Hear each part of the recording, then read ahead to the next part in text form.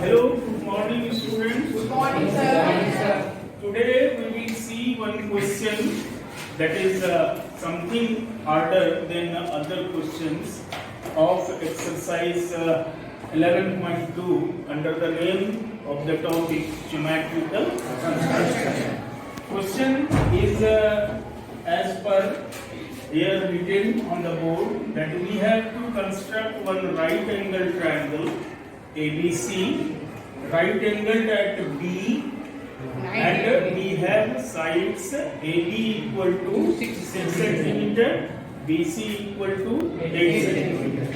And after constructing this right angle triangle, we will do the other work as given in the question. So for this, what we do? First of all, we have taken this base BC. Here it is 8 cm. We may write 8 cm. And then, with the help of compass, we will make here 90 degree at point B. And we produce this right angle. Okay? So, we produce this right angle.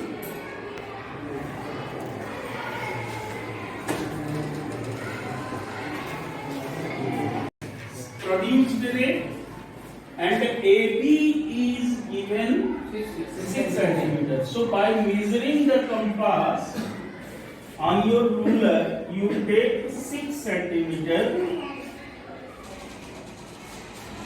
Suppose this I am taking on my ruler 6 cm. Okay? So putting at B, we cut A, the produce. Name it as A. Now, if we join AC, then we will have right angle triangle ABC, right angled at B. Okay? Is it okay? Yes, sir. Now, after doing this, here it is given that from point B, draw a perpendicular on AC side. You know, B is here, and from this point B, we have to draw perpendicular on AC. Anyone will know how from outside point a perpendicular is drawn on any line segment? Anyone? मेरे कहने का मतलब है कि AC एक line segment है, उसके outside में एक पॉइंट B है, जहां से हमें AC पर परपेंडिकुलर डालना है. तो ये कैसे करते हैं? From any outside point, how we draw perpendicular to a given line segment? No one. Is it easy? It is easy. What you will do? Put your compass at that point and just set your other arm of the compass slightly more than that side. Could you get? Compass B पर रखिए और जिस side पर या जिस line segment पर perpendicular डालना है, कंपास के दूसरे बाजू को उस साइड से थोड़ा सा अधिक लेकर एक आर्क खींचिए. बहुत अधिक नहीं लेना है, नहीं तो बहुत बड़ा आर्क बन जाएगा. आपको पता है ये एंगल कितना बना? जो आर्क हमने एसी पर खींचा वो कितना एंगल बना? ये भी नहीं पता. यहां से यहां कितना बना?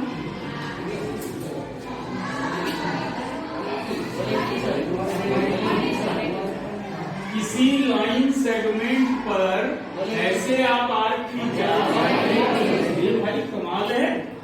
These are the basic thing. It is 180, but we want perpendicular.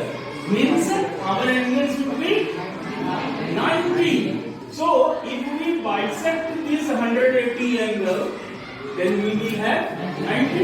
And how we can bisect?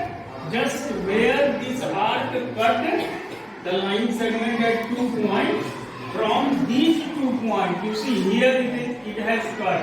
So one arc here, and then in this side here it cuts. So the angle got bisected. Is it? अब यदि हम मिलाएंगे B point से तो ये 90 angle बन जाएगा, और 90 जैसे बनेगा तो ये परपेंडिकुलर कहलाएगा।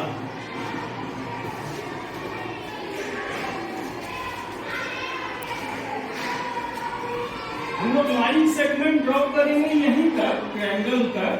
So this is now perpendicular. Is it clear? Yes, sir. बोलिए। Yes, sir. इसमें आपकी जानकारी चाहिए कि क्वेश्चन है कि पॉइंट बी सी डी जो 3 वर्टिसेस हैं, the 3 vertices of the triangle so form B C D, उससे होकर एक सर्कल गुजारिए।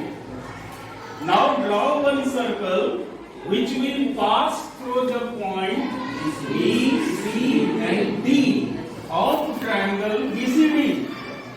तो सर्कल गुजारिए BC और D से होकर। तो सर्कल बाहर से गुजरेगा या अंदर से? सोच के देखो। When we talk about a circle should pass through point BCD, then that circle will be from outside or from inside? Outside. Do you know outside circle passing through the 3 vertices of a triangle, what this called? इस circle को क्या कहते हैं? जो circle triangle के तीनों vertex को touch करके गुजरता हो, it is circumcircle. What is called? Circumcircle. हाँ, जो सर्कल ट्रायंगल के अंदर में गुजरे और साइड को टच करे, that is incircle. क्लियर है? ठीक है। तो सर्कल में आप सिंपली सर्कल पढ़े, अब आप ट्रायंगल के अंदर में सर्कल पढ़ रहे हैं और बाहर में। अंदर वाले सर्कल की क्या विशेषता है कि वो साइड को टच कर रहा है, तीनों साइड को। बाहर वाले सर्कल की क्या विशेषता है? वो तीनों वर्टेक्स होकर गुजरता है। तो this circle is known as circle. Circumcircle अब बनाना है हमको, तो सर्कम सर्कल कैसे बनता है? उसके लिए 2 चीज चाहिए, एक सेंटर और दूसरा रेडियस। तो यहाँ सेंटर को सर्कम सेंटर कहते हैं और रेडियस को सर्कम रेडियस कहते हैं। इन सर्कल के केस में सेंटर को इन सेंटर कहते हैं, रेडियस को इन रेडियस कहते हैं।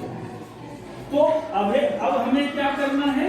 We have to find its centre, that is circumcentre, and then circumradius. ये 2 चीज चाहिए हमें, तभी सर्कल बनेगा और वो सर्कल तीनों वर्टेक्स से गुजरेगा, जिसको हम लोग सर्कम सर्कल करते हैं। तो सर्कम सेंटर कैसे खोजते हैं? How we can have the circumcentre? तो इसका नियम है कि आपको क्या करना होगा, ट्रायंगल के तीनों साइड का परपेंडिकुलर बाइसेक्टर लेना, क्योंकि सर्कम सेंटर का डेफिनेशन है, ठीक है, the point of concurrence. Concurrence बोलते हैं जब 3 या 3 से ज्यादा लाइन सेगमेंट एक जगह मिलती है। 2 मिलती है तो पॉइंट ऑफ इंटरसेक्शन। 3 या 3 से ज्यादा लाइन सेगमेंट एक जगह मिले तो उसको पॉइंट ऑफ कंकरेंस। तो the point of concurrence of all perpendicular bisectors of a triangle, the perpendicular bisector where meets whose perpendicular bisector? Side. The triangle में, in a triangle, the perpendicular bisector of all sides where meet is called circumcenter. तो circumcenter पाने के लिए क्या करना होगा? तीनों side का चलिए 3 जहां मिलेगा, जरा विचार करना कि 3 वहीं मिलेगा जहां पहले 2 मिला, तीसरा तो वहीं मिलेगा, तो 3 ड्रॉ करना जरूरी। कितने ड्रॉ कर लेंगे? 2, क्योंकि 2 जहां मिलेगा वहीं तीसरा भी मिलना तय है।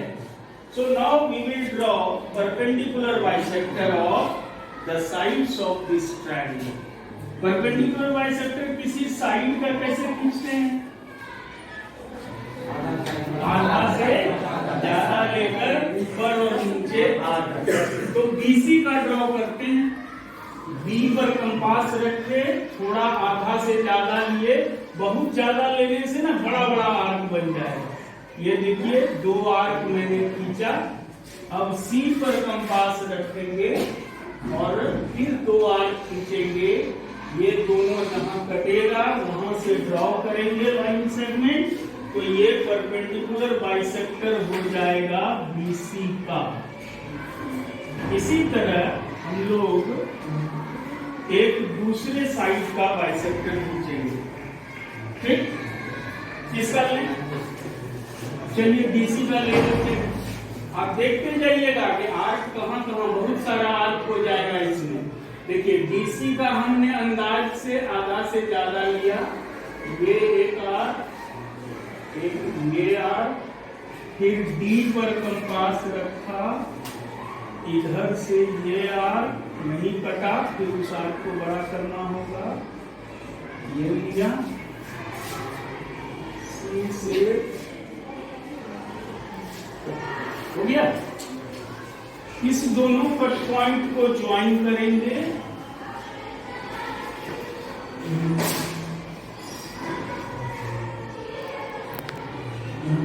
ये जहां मिला,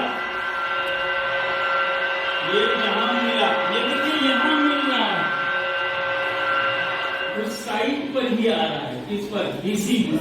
तीसरे का यदि लेते हम लोग BD का, तो वो भी, अब आप कहोगे हमको कैसे यकीन होगा? मैं करके दिखा देता हूं कि वहां से पास हो रहा है कि नहीं। देखिए ये आधा से ज्यादा हो गया, ये आर D पर रखा, ये इसको ज्वाइन किया। कौन कौन आर्क था बोलिए?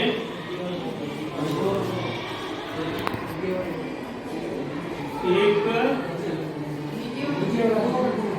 नीचे, आप आ जाओ इधर, किसको याद है? मैं जब तक चौक दूंगा इधर उधर हो गया।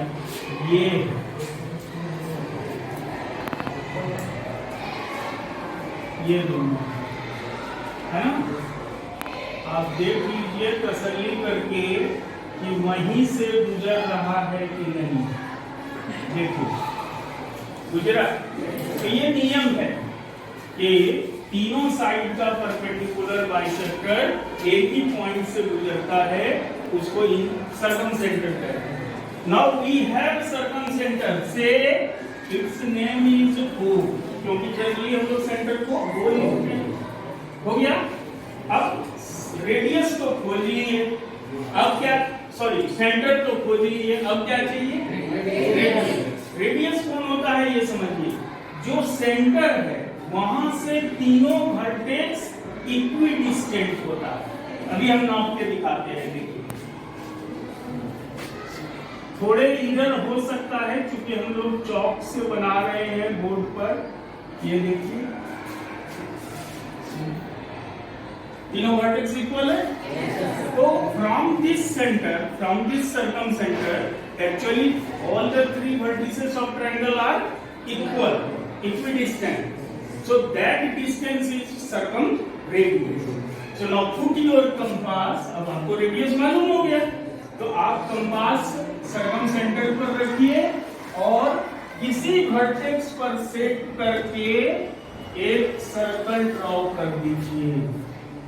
जो सर्कल आपके ट्रायंगल के B, C और D पॉइंट से गुजरेगा, जिसको आप सर्कल कहेंगे। इतना समझे? क्लियर है? अब क्वेश्चन क्या है? अब क्वेश्चन थोड़ा सा 2 मिनट का चीज है, यहाँ तक हम लोग पहुंच गए। अब कहता है कि अब आप ये सर्किल देख रहे हो, इस सर्किल के लिए ए क्या है? बोलिए एक्सटीरियर पॉइंट है। क्या है बोलिए? तो आप इससे पहले तो यही कंस्ट्रक्शन पढ़े हैं कि from an external point how we draw tangent to the, कैसे करते हैं? Perpendicular to radius. बोलिए बोलिए, कोई रेडियस से परपेंडिकुलर, खड़े होकर रेडियस से परपेंडिकुलर, रेडियस से परपेंडिकुलर, परपेंडिकुलर नो। सबसे पहले क्या करते हैं? रेडियस टू एक्सटर्नल पॉइंट को मिलाते हैं। Very good. कि सेंटर को हम लोग जोड़ते हैं उस एक्सटर्नल पॉइंट से, और उसके बाद उसका परपेंडिकुलर बाइसेक्टर खींचते हैं। Very good. तो आप सेंटर को ज्वाइन कीजिए। पहले आप कोई भी बात इस तरह बोलिए कि समझ में आवे। आपने कहा परपेंडिकुलर डालते हैं, परपेंडिकुलर नहीं डालते हैं, परपेंडिकुलर बाइसेक्टर खींचते हैं उस लाइन सेगमेंट का जो सेंटर को एक्सटर्नल पॉइंट के साथ जोड़ता है। ये देखिए एओ को मैंने जोड़ दिया। अब इसका परपेंडिकुलर बाइसेक्टर खींचेंगे। देखिए कितना जिगजैग इस कंस्ट्रक्शन में हो रहा है, लेकिन आपके हर स्टेप क्लियर हो रहे हैं। अब इसका आधा से ज्यादा लेकर परपेंडिकुलर बाइसेक्टर कीजिए। फिर देखिए बहुत सारा आ जाएगा, और कीजिएगा। ये एक आर, ये एक आर, फिर ए पर कंपास रखिए, ये कट हुआ, ये कट। उन दोनों पॉइंट था। आ जाइए इधर। एक तो ये डी वाला था और एक ये था, है ना?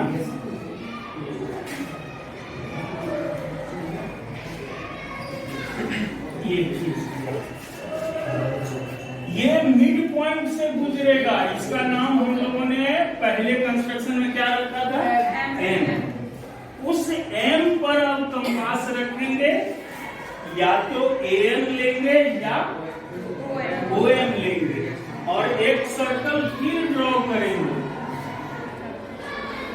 जो एक तरफ ए से गुजरेगा, एक तरफ ओ से गुजरेगा, और पुराने सर्कल को 2 जगह काट देगा। वो दोनों पॉइंट ऑफ कांटेक्ट बन जाएगा। तो एक हमने पॉइंट ऑफ कांटेक्ट रख दिया E और एक रख दिया B। ऑलरेडी है, B पर कट रहा है। अब आप A और P को मिला दीजिए। ये एक टेंजेंट हो गया आपके रिक्वायर्ड सर्कल पर, और एक A और B को मिला दीजिए, इसी को बढ़ा दीजिए, तो ये दूसरा टेंजेंट हो गया।